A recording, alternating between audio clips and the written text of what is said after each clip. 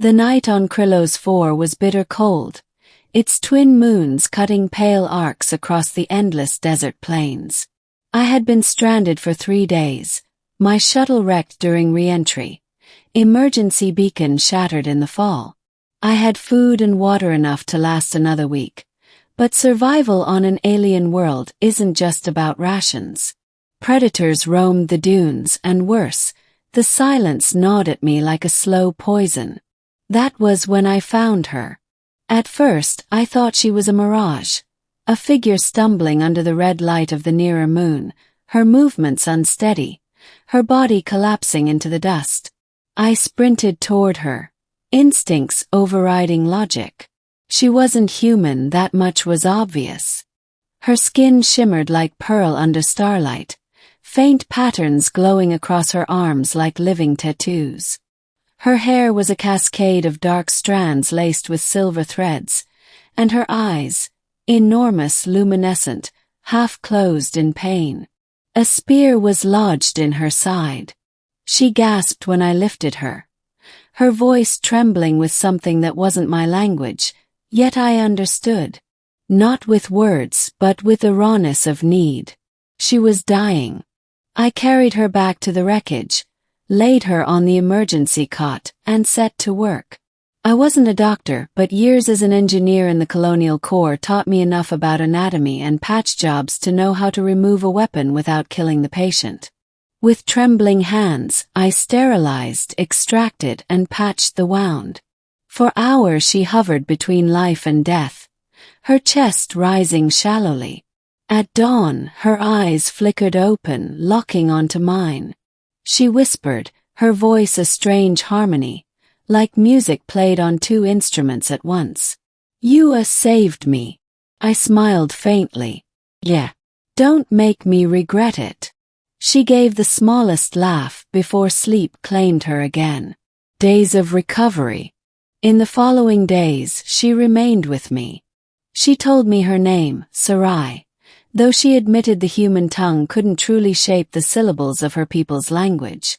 She belonged to a people I had never heard of, a nomadic clan driven across Krylos by rival tribes. The spear that struck her came from one of those enemies. She was cautious, proud, but beneath it I saw gratitude that she couldn't quite mask. Sometimes, when she thought I wasn't looking, she traced the scars on my arms with those glowing eyes of hers, as if wondering why a creature so fragile-looking as me had lifted her from the brink of death. I didn't expect anything from her. Helping her was instinct, nothing more. But the bond we formed in that wreckage, sharing firelight, trading fragments of stories in broken words and gestures, was something I hadn't felt since before I was stranded. She began to heal.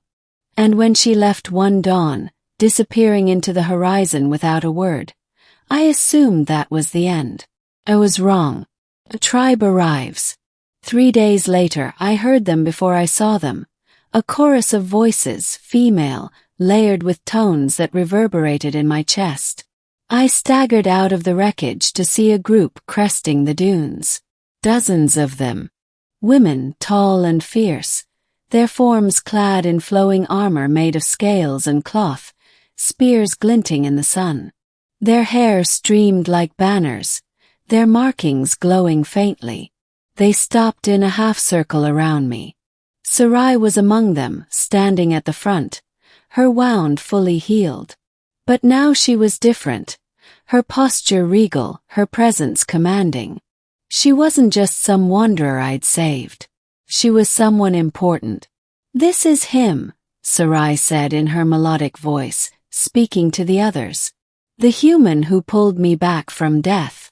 Murmurs rippled through the tribe. Some looked at me with curiosity, others with suspicion, a few with something sharper, reverence. An elder stepped forward. Her hair was pure silver, her face carved with age and wisdom. She spoke, and though I didn't understand every word, Sarai translated. "You saved one of us. By our law, you are now bound to us. Protected. And tested." I frowned. Tested. Sarai's lips curved. They will want to see if you are truly what I told them, a being who acts without promise of reward, who values life even when it is not his own. I didn't like the sound of that. But it was too late. The tribe had already decided. Trials of the women. The tests weren't battles, though at first I feared they might be. They were trials of endurance, of compassion, of wit. One day, they placed me in the scorching desert with only minimal supplies, watching from afar as I struggled to ration water and find shelter.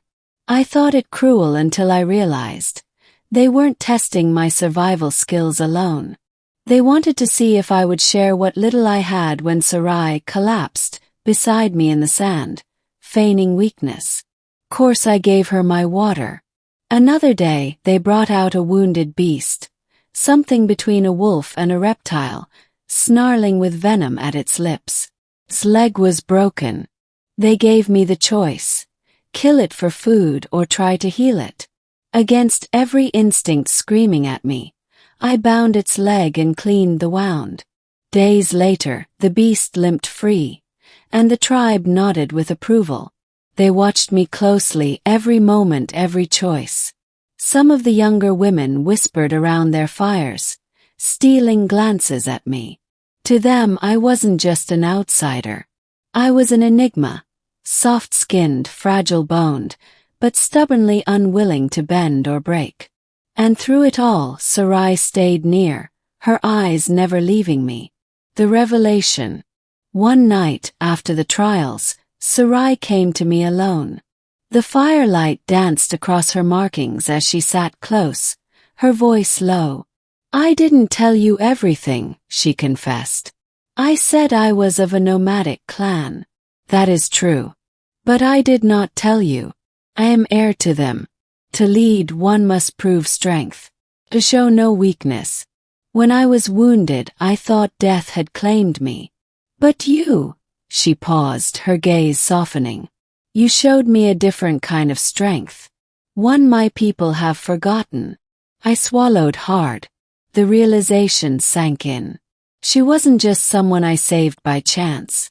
She was their future leader. And now, because of my actions, her people looked at me with new eyes. "You brought them here," I said quietly. "Because of what happened between us." "Yes," she whispered. "They needed to see you. To understand." Chuckled dryly. "I'm just an engineer. Fix things. That's all." Her hand brushed mine, light as starlight.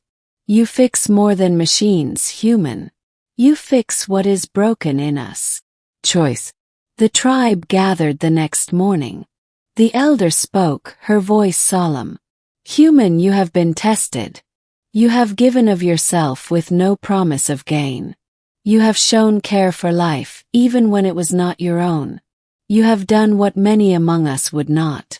By our law, you are offered a place among us, as one of us." Gasps rippled through the tribe. Some looked horrified, others elated. Sarai's eyes shone with something unreadable, hope perhaps, or fear. I stood there, the desert wind whipping against me. Part of me wanted to say yes, to belong, to not be alone anymore. But another part knew the risks. Humans and her people were different in ways that went beyond skin and bone. Could I truly live among them? Took a breath. "I can't promise I'll be what you expect. But if belonging means helping, protecting, and building something better, then yes, I'll stay." The elder nodded, satisfied. The women around me let out cries of approval, their voices echoing like thunder over the dunes. And Sarai, she smiled, a true smile, not the guarded one she wore before.